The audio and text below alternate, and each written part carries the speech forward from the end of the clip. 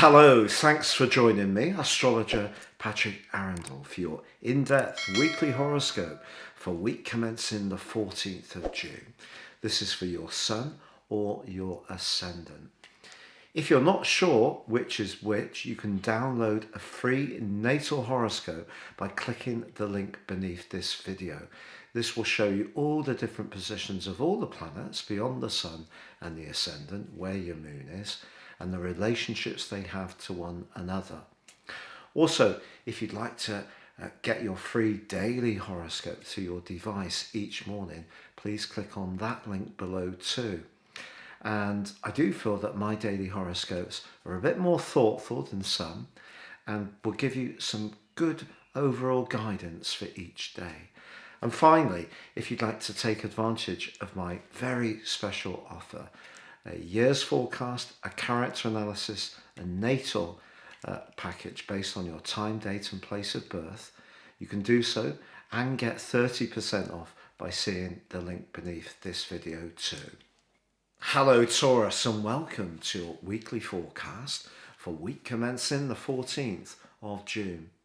The Sun, Mercury and the North Node continue in your sector of resources, self-worth, foundations, anything to do with the earth, a very creative part of your situation.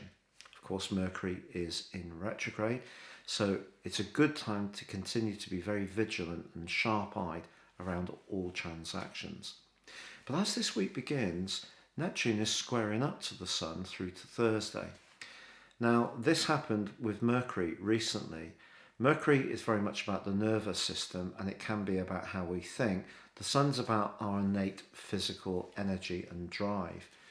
And Neptune's in the part of your situation that's very much to do with idealism, friendship, your higher values.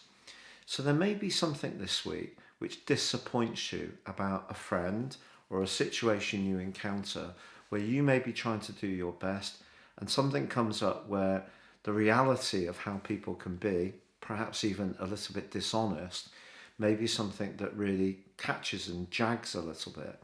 Also on Monday, Saturn and Uranus, which have been in a tense angle since the second week of January, they reach that exact point on Monday. The square is exact. And if there is something you've been trying to transform in your life at a more individual level, and you're trying to make it work in the wider world, which is where Saturn is, the 10th house, it could feel a bit oppressive. But the fantastic news is that your ruler Venus in the sign of Cancer is just encouraging you to keep dialogue moving. And Venus actually forges a beautiful link with Neptune right at the end of this week.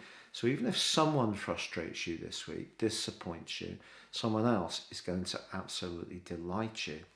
There's also a quarter moon in your sister Earth sign of Virgo on Thursday.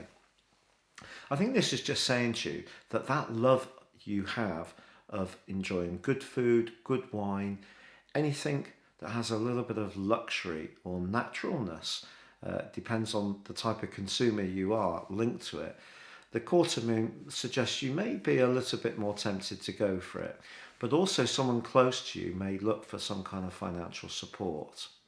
Now, as the week draws to a close, Jupiter in your sector of friendship and the long-term future does go into retrograde. So if you have been building up some hopes, it is natural with Jupiter retrograde for things to slow down a little bit, particularly for things like the monetary markets. But Jupiter in Pisces is still at home. And so, for now, until it moves back into Aquarius next month, it is something you can still make progress with. But I think being very realistic about those realities of trying to make our way in life, sort of do what's right for us, but at the same time, even if we want to live our life in a certain way or pursue some kind of artistic or creative or individual strand, we still have to make it work from a financial viewpoint. So your natural realism is going to be a real asset this week, but there could be that little bit of disappointment that comes from someone around you.